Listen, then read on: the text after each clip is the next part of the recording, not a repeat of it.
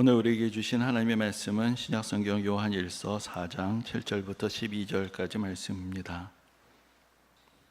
허락하신 말씀을 봉독하겠습니다. 사랑하는 자들아, 우리가 서로 사랑하자. 사랑은 하나님께 속한 것이니 사랑하는 자마다 하나님으로부터 나서 하나님을 알고 사랑하지 아니하는 자는 하나님을 알지 못하나니 이는 하나님은 사랑이심이라. 하나님의 사랑이 우리에게 이렇게 나타난 바 되었으니 하나님이 자기의 독생자를 세상에 보내심은 그로 말미암아 우리를 살리려 하심이라. 사랑은 여기 있으니 우리가 하나님을 사랑한 것이 아니요 하나님이 우리를 사랑하사 우리 죄를 속하기 위하여 화목제물로 그 아들을 보내셨음이라. 사랑하는 자들아, 하나님이 이같이 우리를 사랑하셨은즉 우리도 서로 사랑하는 것이 마땅하도다. 어느 때나 하나님을 본 사람이 없으되 만일 우리가 서로 사랑하면 하나님이 우리 안에 거하시고 그의 사랑이 우리 안에 온전히 이루어지느니라. 아멘.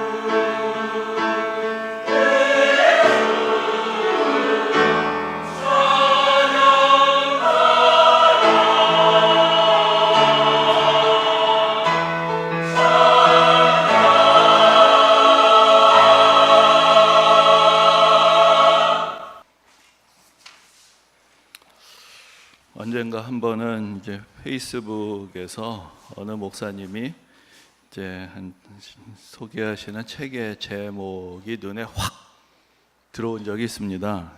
그 제목이 뭐였을까요? 우리 목사님은 왜 설교를 못할까? 갑자기 막 찔려가지고 좀 꼭 봐야 되겠다 해서 이제 구해서 책을 보게 되었습니다. 근데 이제 그 책에서 두 가지를 지적을 하는데, 하나는 이제 본질에 대한 것이죠. 설교의 주제. 설교는 예수 그리스도의 구원의 복음을 전해야 되는데 너무 여러 가지 세상 이야기들, 자기 주장들이 많아졌다는 것입니다. 그래서 그 복음의 핵심이 잘 전달이 되지 않는다. 근데 사실 요즘 보면은 저도 텔레비전에서 뭐 유튜브에서나 참 좋은 말씀들이 참 많습니다. 그렇죠? 근데 그런 이야기를 들을 때마다 한편으로는 걱정도 됩니다. 야, 성도님들이 다 여기서 은혜 다 받으시면 교회는 안 오겠다. 뭐 그런 생각이 들다가도 또 그런 생각을 해보는 것이죠. 세상에서 많은 위로를 줄 수 있지만 근본적으로 교회는 여전히 예수 그리스도의 구원의 복음을 전파하는 곳이다. 그 본질이 오히려 오늘날에는 더 선명해지는 그런 때가 아닌가. 옛날에는 설교를 통해서 여러 가지 또 지식도 얻고 교훈도 얻고 여러 가지 세상 돌아가는 이야기도 듣고 많은 것들을 얻을 수 있었다면은 이제 그런 것들은 어디서든지 들을 수가 있는 시대가 됐으니까 오히려 교회에서는 더 담백하게 성경을, 또 하나님의 말씀을, 예수 그리스도의 십자가를 전하는 것이 되어야 되지 않겠는가, 이제 그런 생각을 다시 사실 해보곤 합니다. 근데 이제 더 심각한 문제는 그 다음입니다. 이제 방법에 대한 것인데, 설교가 주제의식도 없고 요점도 없고 짜임새도 없고 그래서 뭔가 열심히 하는 것 같긴 하는데 도무지 무슨 얘기를 하고 있는지 알 수 없는 설교가 너무 많다, 그런 이야기를 하는 것을 봅니다. 그러면서 이제 그 책 중에 이런 이야기가 나오는데, 어느 성도님이 이렇게 얘기하다는 것이죠. 우리 교회 목사님 설교가 최고예요. 왜냐고 그랬더니 다른 목사님들은 자기가 설교를 못하는 걸 잘 모르고 자꾸 길게 하는데, 우리 목사님은 자기가 설교를 못한다는 걸 알기 때문에 설교가 짧다는 거예요. 그래서 우리 목사님이 최고다, 그런 얘기를 했다는 것이죠. 이게 참 난감한 상황인데, 사실은 저로서는 그런 생각이 들 때가 있습니다. 이 잘하냐 못하냐의 문제는 아니라는 거죠. 왜냐하면은 매주일 설교를 해내느냐 못해느냐, 저와 그냥 그게 더 심각하기 때문에 잘할 수 있는데 못하는 게 아니라 이번 주는 또 어떻게 해야 될까, 한 주간을 고민하다가 하나하나 해나가는 입장에서는 더 잘한다라는 것은 어떻게 생각하면 참 그런 생각하는 거죠. 제가 부러운 이야기가 되기도 하는데, 그래도 그런 글들을 읽으면서 또 반성도 많이 해보게 됩니다. 그런데 결국 우리가 성경을 지금 계속 쭉 읽어가고 있는데, 이 설교의 원형은 우리가 어디서 찾을 수 있을까요? 저는 그런 생각을 해봅니다. 설교의 원형은 서신서에 있다. 그러니까 복음서가 예수님이 어떤 일을 행하셨는지를 또 하나의 이야기로 들려준다면 그것이 무엇을 의미하는 것인지, 그리고 그 은혜 가운데서 우리가 어떻게 살아야 할지를 권면하는 글들이 사실은 서신서가 되는 것이죠. 그래서 서신서들이 어떤 면에서 보면 영원한 설교의 하나의 모범이다. 그 서신서들 자체가 사실은 하나의 설교이기도 한 경우들도 많이 있습니다. 그 가운데서 우리가 여러 가지 세상도 변하고 또 우리의 관심도 다양해지겠지만, 진정으로 예수 그리스도의 십자가에 나타난 하나님의 사랑, 그것을 어떻게 전할 수 있을 것인가, 그것을 어떻게 성도님들의 마음에 와닿게 전할 수 있을까, 그것이 영원한 어떤 설교하는 사람들의 어떤 책임이고 고민이라고 할 수 있을 것 같습니다. 근데 이제 그런 면에서 이제 우리가 오늘 살펴보고자 하는 요한 1서, 또 2서, 3서라는 책들은 사실 우리에게 참으로 어떻게 설교자 입장에서는 무엇을 설교해야 되는가, 또 성도님들 입장에서는 결국은 성경이 우리에게 말씀해 주시는 그 요체가 어디 있는가, 그것을 아주 선명하게 전해주는 이제 그런 글이라고 할 수가 있습니다. 그래서 이제 오늘 같이 보게 되는 세 권의 책이 있습니다. 요한 1서, 2서, 3서. 다 요한이라는 이름이 붙어 있죠. 그래서 이 저자는 이제 요한인데, 이제 문제는 또 있습니다. 요한이 성경에 또 두 명이라는 것이죠. 그래서 우리가 복음서에 보면은 예수님보다 먼저 와서 사역을 했던 요한이 있습니다. 그 사람은 회개하라고 선포하고 세례를 베풀었던 사람이기 때문에 세례 요한이라고 부릅니다. 그런데 이제 예수님의 제자 12명 중에도 또 요한이 있죠. 그래서 이 사람은 이제 구분을 해서 보통 사도 요한이라고 그렇게 부르기도 합니다. 근데 이 요한은 형제가 있는데 세베대 아들로서 같이 야고보하고 형제였습니다. 그래서 요한하고 야고보가 같이 형제였는데, 이 사람은 원래는 갈릴리 호수에서 고기 잡던 사람이었죠. 그래서 누가복음에 보면은 그 요한이 제자로 부름을 받는 장면이 아주 극적으로 그려져 있는데, 그때 이제 4명이 같이 있었습니다. 베드로하고 그의 형제 안드레, 그리고 요한하고 그의 형제 야고보, 4명이 밤새 그물질을 했는데 고기를 못 잡고 쉬고 있을 때 예수님께서 오셔서 말씀을 전하셨고, 그리고 그들 보고 다시 나가서 고기를 잡으라고, 깊은 곳에 가서 고기를 잡으라고 하셨을 때 그들이 정말 만선의 기쁨을 누리게 되고, 그들이 이제 예수님의 제자가 되는 그런 장면이 성경에 기록이 되어 있습니다. 그래서 그때 예수님께서 유명한 말씀을 하셨죠. 이제는 너희가 사람을 낚을 것이다. 그동안 고기를 잡는 어부였지만 이제 사람을 하나님으로 불러드리는 그 역할을 하게 된다라는 그런 말씀을 하셨습니다. 그래서 그때 이제 요한과 야고보, 베드로와 안드레가 예수님의 제자가 되는 이제 그런 장면이 성경에 기록이 되어 있습니다. 그리고 이제 이 요한이 이제 신약 성경에 요한복음도 쓰고 요한 1서, 2서, 3서, 그리고 요한계시록까지 남긴 그런 요한이 된 것입니다. 근데 이 젊었을 때 요한은 상당히 이제 성격이 좀 불같은 사람이었던 것 같습니다. 그래서 특별히 예수님께서 붙여주신 별명이 있었습니다. 그러니까 베드로는 원래 시몬이었는데 너는 반석이다, 바위다, 그렇게 해서 별명을 붙여주셨는데, 이 요한하고 요한의 형제 야고보에게는 예수님께서 이렇게 부르셨습니다. 우레의 아들들, 우레, 천둥, 우르릉쾅쾅. 그러니까 그런 별명을 붙여주신 걸 보면은 뭔가 상당히 성격이 좀 불같은 사람이 아니었나라는 생각을 해보게 되는데, 이제 그것을 보여주는 장면이 실제로 성경에 나옵니다. 그러니까 예수님께서 갈릴리에서 이제 예루살렘으로 이제 길을 가시는데, 그러다 보면은 이제 사마리아 지역을 통과하시게 되는데, 사마리아의 마을들이 예수님을 영접하지 않으니까 그 요한이가 그 야고보가 그런 얘기를 합니다. 우리가 하늘에서 불을 내려가지고 저 마을들 다 태워버리자고, 뭐 그렇게 얘기하는 그런 장면이 나옵니다.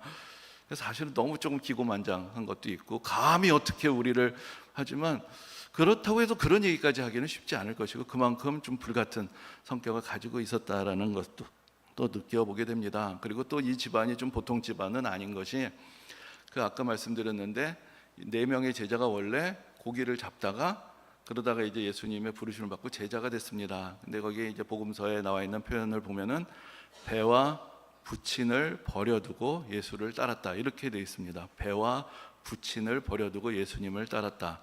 그럼 뭘 못 버렸을까요? 부친은 버렸는데 모친은 안 끊기는 거죠. 그래가지고는 어떤 얘기가 나오냐면은 예수님이 이제 예루살렘으로 들어가시는데 그 어머니는 쫓아옵니다. 아버지는 에휴, 가라 했는데 어머니는 또 못 보내고 쫓아와요.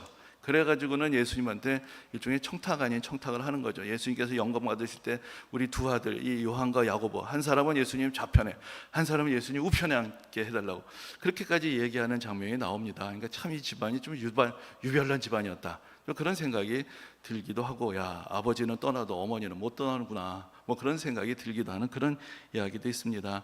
그런데 이 요한은 다른 제자하고 좀 다른 면이 있었는데, 뭐 물론 다른 제자들도 느꼈겠지만 특별히 요한복음을 보면은 요한은 늘 요한 자신에 대해서 얘기할 때 예수님이 사랑하시던 제자, 예수님이 사랑하시는 제자, 이런 얘기를 반복해서 합니다. 그러니까 예수님이 나를 참 사랑하시는구나, 그것을 늘 느꼈던 사람이라고 할 수 있습니다. 그래서 그랬는지 이제 나중에 예수님께서 십자가에 달리셨을 때 예수님의 다른 제자들은 다 도망갔습니다. 예수님의 십자가 밑에까지 갔던 것은 사실은 대부분 여인들이었는데, 예수님의 어머니 마리아와 또 예수님을 따르던 다른 여인들은 오히려 십자가 밑에까지 따라갔습니다. 근데 제자들은 뭐 베드로 같은 제자도 따라간다고 하다가 너 예수와 같이 있었지 하니까 나는 예수 모른다 하고 도망갔었고, 끝까지 십자가까지 갔던 단 한 사람이 있었는데 그 사람이 바로 요한이었습니다. 그래서 예수님의 십자가를 그린 성화에서 어떤 젊은 남자가 서 있는 것이 나온다면 그 사람은 요한인 것이죠. 그래서 예수님께서 십자가 위에서 우리가 7마디 말씀을 하셨다라고 성경을 통해서 이렇게 알게 되는데, 그 중에 한 말씀이 이런 것입니다. 십자가 위에서 예수님께서 내려다 보십니다. 예수님의 어머니 마리아가 서 있고 또 예수님의 제자 요한이 있으니까 예수님께서 그 마리아에게 요한을 가리키면서 보라 당신의 아들입니다. 그리고 요한에게 보라 너의 어머니라 이렇게 이야기하시는 장면이 있습니다. 그것은 요한에게 앞으로 예수님이 떠나신 후에도 어머니를 잘 모시라는 이제 그런 의미로 이제 그것을 받아들이게 되고, 그래서 이후로 성경에 뭐 자세하게 나와 있지는 않지만 요한이 예수님의 어머니 마리아를 평생을 모시고 살았다라는 그런 이야기가 또 전해지기도 합니다. 근데 이 이야기가 이제 천주교로 가면은 좀 얘기가 커지는 거죠. 그래서 그쪽에서는 이렇게 해석하는 겁니다. 이 요한이 누구냐? 한 개인이 아니라 다 도망가고 한 사람만 왔으니까 모든 제자, 모든 성도를 대표하는 사람이고, 그러니까 예수님 어머니 마리아를 온 교회의 어머니로 주셨다. 그래가지고 그렇게도 그냥 마리아 마리아 하는데, 우리는 그렇게 생각하지는 않습니다. 이 요한이라는 그 한 사람의 믿음을 보시고 그렇게 맡기신 것이다. 이제 그렇게 우리가 이해를 하게 되는데, 그런 면에서 요한은 좀 특별한 예수님에 대한 사랑을 가지고 있었던 사람이라고 할 수가 있을 것입니다. 그리고 이제 나중에 사도행전을 보면은 사도행전 앞부분에 아주 인상적인 사건이 있죠. 성령 강림 사건 이후에 제자들이 권능을 받았던 것을 잘 나타내는 사건인데, 성전 문 앞에 어떤 걷지 못하는 사람이 구걸을 하고 있습니다. 근데 이제 제자들이 지나가는데 그때 그 사람들 앞을 지나갔던 사람이 바로 베드로하고 요한이었습니다. 근데 그 구걸하던 사람이 그들을 쳐다보면서 그가 원했던 건 그것은 돈이었죠. 그걸 바라보고 있었는데, 사실 사도들은 무슨 돈이 있었겠습니까? 근데 그러면서 그 유명한 얘기를 하죠. 은과 금은 내게 없거니와 나사렛 예수의 이름으로 내게 명하노니 일어나 걸으라. 그때 이 사람은 돈보다도 더 놀라운 축복을 받게 됐고, 그 자리에서 일어나 걸으며 뛰면서 하나님을 찬양했다. 근데 바로 그 주인공이 요한이었던 것입니다. 그래서 초대교회도 바로 많은 능력을 나타내는 사도로서 또 하나님의 역사를 잘 감당했고, 그 이후의 이야기가 성경에 자세히 기록되어 있지는 않은데, 이제 에베소에서 거기서 이제 복음을 전하고 살다가 그 로마 황제의 박해 때 체포가 되어서 이제 반모섬이라는 섬에 유배가 되었고, 거기서 이제 예수님을 만나고 계시를 받게 됩니다. 그것을 기록한 것이 이제 요한 계시록이 되는 것이고, 그리고 다시 돌아와서 이제 에베소에서 살면서 또 복음서도 기록하고 서신서도 또 기록을 하고, 또 말년에 성도들을 잘 섬기다가 세상을 떠난 것으로 전해지고 있습니다. 그래서 예수님의 제자들의 행적이 성경에 다 나와 있지는 않은데, 교회 전승으로 보면은 거의 대부분의 제자들이 다 순교했다는 이야기들이 같이 전해지는데, 요한만 예외입니다. 요한만 순교하지 않고 성도들을 돌보다가 세상을 떠난 것으로 되어 있습니다. 그런데 이제 요한이 나중에 나이가 들고 건강이 좋지 않으니까 옛날처럼 이렇게 말씀을 힘있게 전하지 못했는데, 그래도 단에 올라가면은 딱 한마디를 했다는 것입니다. 여러분들 서로 사랑하십시오. 딱 그 한마디만 했다는 거예요. 그러니까 다른 그 성도들이 아니 좀 다른 말씀도 좀 들려달라고 했는데, 이것이 내가 예수님께 받은 계명이고 이 한마디로 충분합니다. 여러분들 서로 사랑하십시오. 그 이야기를 한마디 남기고 세상을 떠났다라고 그렇게 전해지고 있습니다. 근데 이제 그 요한이 앞에서 말씀드린 대로 요한복음 또 요한일서 또 계시록을 썼는데, 특별히 요한복음이나 요한일서를 보면 정말로 서로 사랑하라라는 그런 예수님의 가르침이 아주 선명하게 들리는 이제 그런 말씀들을 듣게 됩니다.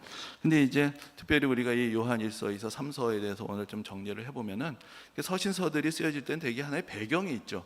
우리가 지난 시간에 베드로 전서, 후서에 대해서 말씀을 드렸는데, 그 베드로 전서는 그 당시 예수 믿음으로 고난당하던 성도들에게 쓰여진 편지고, 똑같은 베드로지만 후서를 쓸 때는 거짓된 가르침을 펼치는 사람들이 교회를 어지럽게 할 때, 그때 이제 믿음을 바르게 지켜야 될 것에 대해서 권면하는 그런 이야기가 담겨 있었습니다. 근데 이제 요한 1서, 2서, 3서를 쓸 때에도 이제 교회 안에 좀 잘못된 신앙을 전하는 그런 이단들이 있어서 성도들이 많이 혼란스러워하고 힘들어할 때, 이제 그들의 믿음을 바로 세우기 위해서 신앙의 본질이 어디 있는가, 우리가 무엇을 지켜야 되는가를 이제 전해주기 위해서 쓰여진 서신입니다. 근데 이제 거기 하나의 어떤 상황의 배경이 있는데, 그 당시에 한 교회를 그 교회 안에서 섬기는 그런 지도자들을 장로 혹은 감독이라고 불렀습니다. 그러니까 그때는 뭐 목사 따로 있고 장로 따로 있는 것이 아니라 장로라고 불리는 분들이 말씀도 전하고 성도들을 돌보고 또 교회 살림도 같이 돌보면서 신앙생활을 했던 것이죠. 그런데 이렇게 한 교회를 섬기는 그 장로들 외에 순회하는 사람들이 있었습니다. 제일 중요한 사람들은 사도들이었죠. 그러니까 예수님의 제자들, 사도들, 또 바울 같은 사람들은 한 교회에 계속 머물지 않고 여러 교회를 다니면서 말씀을 전했습니다. 근데 그러한 사도들만 있었던 것이 아니고 또 그 당시에 순회 설교자들, 또 선지자들, 예언자들, 이런 사람들이 있었습니다. 이런 사람들은 자기가 하나님께 받은 말씀을, 아니면 어떤 면에서 내가 하나님의 말씀을 받았다 라고 주장을 하면서 여러 교회들을 돌아다닙니다. 그럼 이제 교회들 입장에서 문제가 생기는 거죠. 이 사람이 전하는 것이 정말 하나님의 말씀인지 아닌지, 거기 따라서 때로는 교회가 큰 은혜를 받기도 하고 또 교회가 시험에 들기도 하는 그런 상황이 벌어졌던 것입니다. 그래서 이제 크게 보면 요한 1서는 무엇을 가지고 분별해야 되느냐, 과연 메시지의 핵심이 무엇이어야 되느냐, 그것을 우리에게 가르쳐 주는 것이고, 요한 2서는 잘못된 가르침을 펴는 사람에 대해서 교회가 단호해야 된다라는 것입니다. 그래서 집에 들이지도 말라라는 이야기도 나옵니다. 근데 집이라는 것은 그 당시 교회가 가정에서 모였으니까 교회라고도 할 수가 있죠. 그러니까 잘못된 신앙을 전하는 사람을 들여가지고 결국은 잘못된 가르침이 펴지게 되면 교회 자체가 영적으로 어려워지기 때문에 분별을 가지고 끊어야 될 것을 끊어야 된다는 것이고, 또 반대로 교회가 그렇다고 해서 자기 교회만 문을 딱 걸어 잠그고 하나님의 사람들이 말씀을 전하는 것을 거부해서는 안 되고, 진정으로 참된 가르침을 펼치는 사람은 오히려 환대하고 잘 영접해야 된다. 그러니까 이런 것을 같이 전해주는 이야기들이 요한 1서, 2서, 3서의 말씀들이라고 할 수 있습니다. 그러면 이제 구체적으로 그 당시 뭐가 문제였느냐, 어떤 사람들이 어떤 가르침 때문에 교회가 어지러워졌느냐, 그것을 보여주는 이제 그런 구절이 있는데, 그 요한 1서 4장에 보면은 4장 오늘 본문의 앞부분인데 2절하고 3절에 이런 말씀이 있습니다. 이로써 너희가 하나님의 영을 알지니 곧 예수 그리스도께서 육체로 오신 것을 시인하는 영마다 하나님께 속한 것이요 예수를 시인하지 아니하는 영마다 하나님께 속한 것이 아니다. 그러니까 여기서 구분점이 무엇이냐면은 예수님이 육신을 입고 이 땅에 오셨다는 것을 인정하는 사람이 진짜 가르침을 펼치는 사람이고, 그걸 부정하면은 하나님께로부터 온 자가 아니다라는 것이죠. 그리고 요한 2서에도 똑같은 얘기가 나옵니다. 미혹하는 자가 세상에 많이 나왔나니 이는 예수 그리스도께서 육체로 오심을 부인하는 자라. 이런 자가 미혹하는 자여 적그리스도다. 이렇게 이야기를 합니다. 그러니까 핵심이 그 당시에는 어디 있었냐면 예수님이 육신을 입고 인간으로 이 땅에 오셨다는 것을 인정해야 진짜 그리스도인이란 것이죠. 그러니까 이것을 우리가 좀 잘 이해해야 되는 것이, 오늘날은 우리가 이런 편견을 가진 사람들이 많이 있습니다. 예수님 누구시냐? 훌륭한 인류의 스승이시다. 그러니까 우리 인류에게 원수를 사랑하라는 귀한 가르침을 펼치신 4대 성인이다. 그런데 훌륭한 분이었는데 애석하게 돌아가셨고, 후대의 사람들이 그것을 안타까워해서 자꾸 신격화해서 종교를 만들어버렸다. 이렇게 이야기하는 사람들도 있습니다. 그런데 우리가 성경을 읽어보고 당시의 상황을 들여다보면 이야기가 좀 다릅니다. 사실 교회는 나중에 후대의 예수님을 신격화한 게 아닙니다. 교회는 예수님의 부활로 시작이 됐기 때문에 교회가 시작될 때부터 교회는 예수님 부활하신 하나님의 아들이심을 믿고 예수님을 주님으로 높이고 예수님을 경배하는 공동체로 시작이 됐습니다. 근데 오늘날에는 무신론자들도 많죠. 그리고 불가지론자들도 있고 회의론자들도 있고 어떤 종교에 대해서 뭔가 색깔을 끼고 바라봅니다. 그런데 2000년 전에는 이 지구상에 신을 믿지 않는 사람은 거의 없었습니다.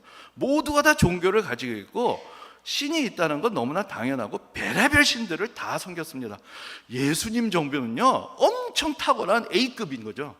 그러니까 예수님이 신이란 거를 굳이 거부할 이유가 없었습니다.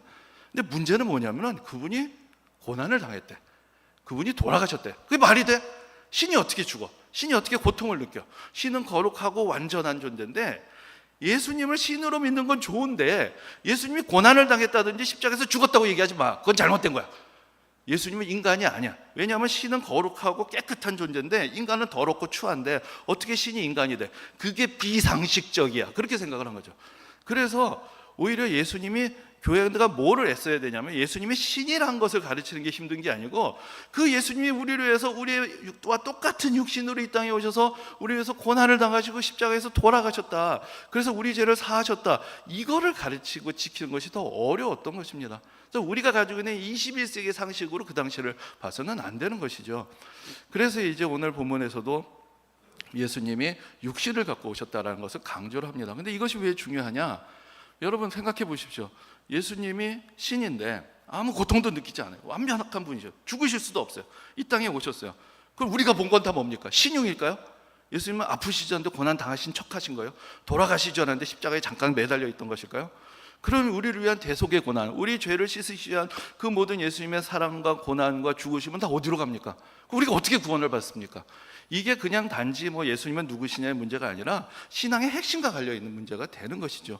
그렇기 때문에 분명한 우리의 구원은 인간의 몸을 입고 이 땅에 오셔서 우리와 똑같은 몸을 가지고 또 우리를 위해서 고난을 당하신, 그래서 죽기까지 하신 그 예수 그리스도, 그것을 우리는 결코 포기할 수가 없었던 것입니다. 근데 이제 그런 상황에서 이제 그런 잘못된 가르침을 펼치는 사람들이 있었기 때문에 거기서 이제 복음의 핵심이 무엇인가라는 것을 전해주고, 무엇을 기준으로 분별해야 하느냐, 그리고 우리가 끝까지 지켜야 될 그 복음의 가치는 어디에 있느냐, 그것을 이제 가르쳐 주는 것이 바로 요한일서가 되는 것입니다. 근데 요한일서 4장이 이제 요한일서 전체 핵심이라고 할 수 있는데, 요한일서 4장에서 이제 분명하게 우리에게 가르쳐주는 교훈이 있습니다. 그것이 바로 오늘 설교 제목이기도 한데, 하나님은 사랑이시라라는 것이죠. 하나님이 사랑이시다라는 것을 우리에게 분명하게 얘기해 줍니다. 근데 그것이 그러면은 요한이 처음으로 이야기한 것이냐? 그렇지 않습니다. 사실 우리가 구약 성경부터 쭉 읽어와도 거기서 참 특징적으로 나타나는 모습이 바로 하나님이 하나님의 백성들을 사랑하신다라는 것이죠. 그래서 그건 신명기에도 나오는 말씀이고 여러 곳에서 나타납니다. 근데 물론 하나님과 하나님의 백성을 표현하는 여러 다른 표현들도 있습니다. 우리가 잘 아는 어떤 양과 목자로서 표현하기도 하고, 왕과 백성으로 표현을 하기도 하고, 또 농부로서 하나님의 모습을 표현하기도 합니다. 그러나 성경에서 가장 인상적인 표현 중에 하나는 바로 하나님과 하나님의 백성과의 관계를 연인과 사이로 표현을 하는 것입니다. 그래서 하나님께서는 때로는 질투한다 라는 이야기를 하시기도 하고, 또 이들이 하나님을 버리고 등을 돌릴 때 그것을 하나님에 대한 배신이고 바로 영적인 간음이다, 이런 표현들이 나오는 것을 볼 수가 있습니다. 그만큼 하나님은 저 멀리 낯선 곳에 계신 것이 아니라 우리에게 가까이 오시고 우리를 사랑하시고 우리를 위해서 모든 것을 내어주시는 그런 사랑의 하나님이시다. 그것을 이제 요한이 바로 정리를 해서 하나님은 사랑이시다 라고까지 표현을 하고 있는 것입니다. 그런데 이제 하나님이 사랑이시다라고 이야기를 할 때, 그리고 거기에서 이어지는 오늘의 본문을 보면 하나님의 사랑은 우리에게 세 가지로 나타나는 것을 볼 수 있습니다. 먼저 첫째는 하나님은 사랑이시다는 선언이죠. 이것이 모든 것의 출발점입니다. 그러면은 두 번째는 그 사랑이 우리에게 어떻게 나타났느냐, 그것을 또 요한은 우리에게 바로 예수님의 십자가에서 나타났다라는 것을 보여주고 있습니다. 바로 우리의 죄를 사하시기 위해서 그 아들을 이 땅에 보내셔서 우리를 위한 화목 제물을 삼으셨다. 그래서 우리를 구원하셨다. 이것이 바로 하나님의 사랑이다 라고 그렇게 이야기를 합니다. 그리고 그 다음 단계가 있는데, 그럼 그 사랑을 받은 우리는 어떻게 해야 되느냐? 바로 우리는 형제를, 이웃을 사랑해야 된다. 이것이 이제 오늘 본문에 나와 있는 그 요체라고 할 수가 있습니다. 근데 사실 여기에 좀 문제들이 있죠. 여러분 하나님이 여러분들을 사랑하십니다 라고 이야기를 한다면 그것을 어디서 느끼고 확인하기를 원하십니까? 보통 우리가 어떤 은혜를 받았다 생각할 때, 어떤 하나님의 사랑을 느낀다고 생각할 때는 우리의 삶에 지금 어떤 일이, 우리가 원하는 어떤 일들이 이루어지느냐 하고 관련이 있을 것입니다. 그래서 내가 기도하던 것들이 이루어지게 되고, 어려운 형편이었는데 뭔가 참으로 하나님의 은혜로 그 문제들이 해결이 되고, 내 삶에서 부딪히는 여러 가지 일들에 대해서 하나님께서 관심을 가지고 역사해 주시고 채워주실 때, 하나님이 나를 사랑하시는구나 라는 것을 느끼게 되는 것이죠. 근데 그러한 경험들이란 것은 중요하고 소중한 은혜의 체험들이지만, 그러나 반대로 그렇기 때문에 오히려 우리는 그런 삶의 우리 기도 제목들이 이루어지지 않을 때, 삶의 어려운 일들이 계속되게 될 때 그 사랑을 확신할 수가 없게 되고 시험에 들게 되는 일들도 벌어지게 될 것입니다. 그런데 사도 요한은 무슨 이야기를 하느냐? 그 사랑의 핵심은 예수님의 십자가에 있다는 것입니다. 근데 여러분 한번 잘 생각해 보셔야 됩니다. 오늘날 우리는 사실은 상당한 자존감을 가지고 있습니다. 나 정도면 어느 정도 대접을 받을 자격이 있어요. 심지어 하나님도 나를 이렇게 대하시면 안 돼.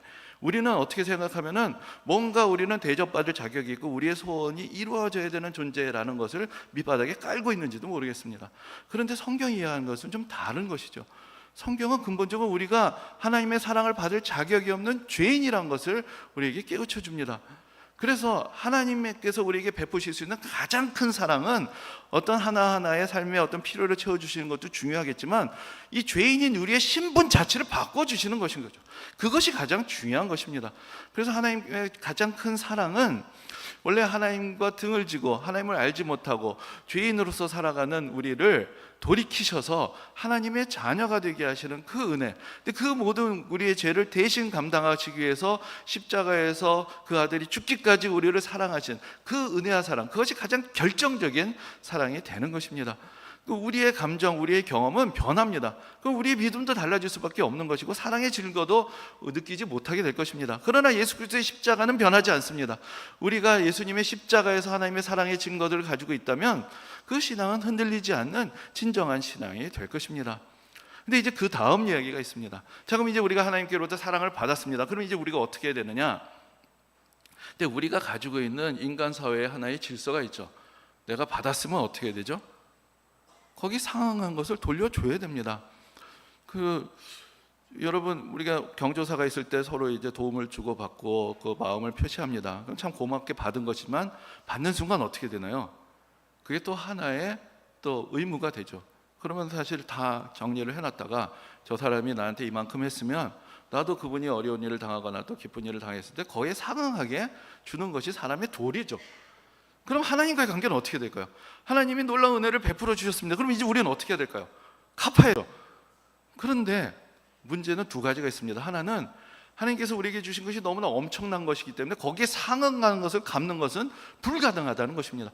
하나님의 아들을 우리 위해서 죽으셨는데 그것을 우리가 어떻게 갚겠습니까? 근데 또 한 가지 문제가 있습니다. 그럼 그거 다 갚지 못해도 뭔가 좀 하나님께 좀 드리긴 해야 되겠다. 물론 그것도 당연한 마음이죠. 그런데 문제는 하나님께는 뭔가 필요한 것이 없다는 것입니다.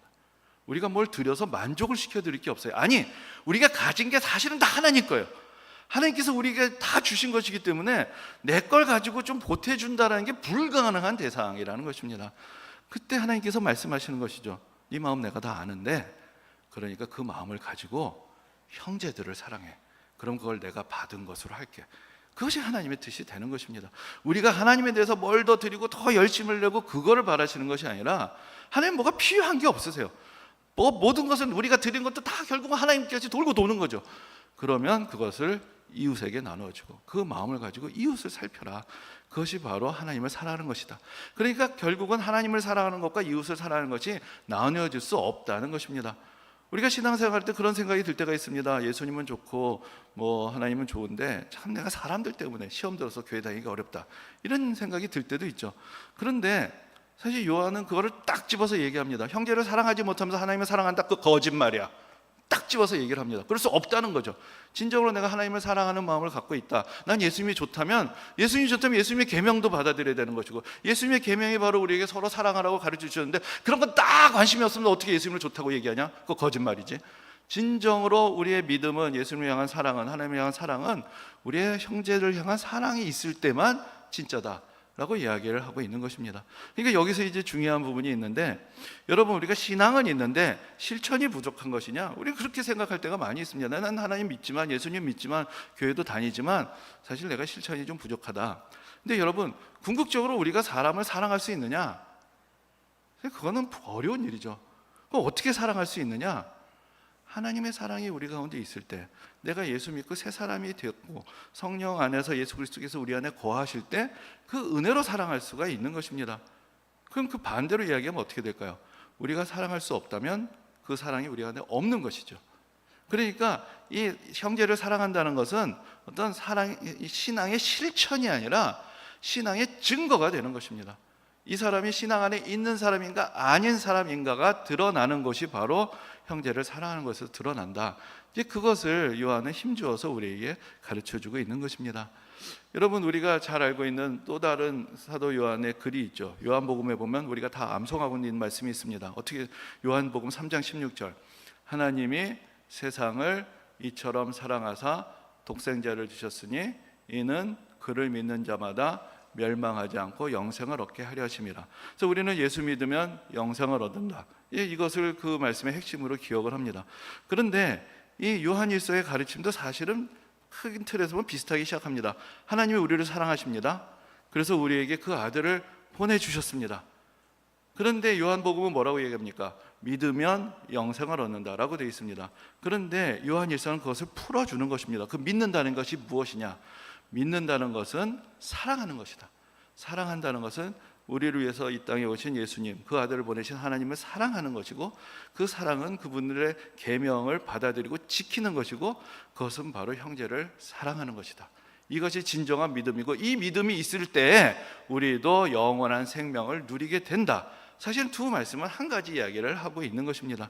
근데 그것을 빼고 믿음만 얘기하면 나는 믿습니다 하면 천국 가고 이웃을 사랑하는 건 하나의 옵션처럼 따라오지만, 요한복음을 기록한 사도 요한은 요한 1서에서 그게 아니라는 것을 가르쳐 준 것이고, 우리의 진정한 신앙은 바로 사랑이고, 그 사랑의 증거는 바로 이웃을 통해서 나타난다. 그것을 우리에게 전해 주고 있는 것입니다. 참 우리에겐 사랑이 없음을 매일 느낍니다. 사람이 어떻게 그렇게 할 수 있냐? 못하기 때문에 우리는 구하는 것이고 기도하는 것이고, 우리가 사랑 안에 있다라는 것을 다시 한번 깨닫게 되는 것입니다. 오늘도 그 은혜를 구하고 그 사랑을 확신하고 그 사랑을 전할 수 있는 그런 복된 성도님들이 되시기를 주님의 이름으로 축원합니다.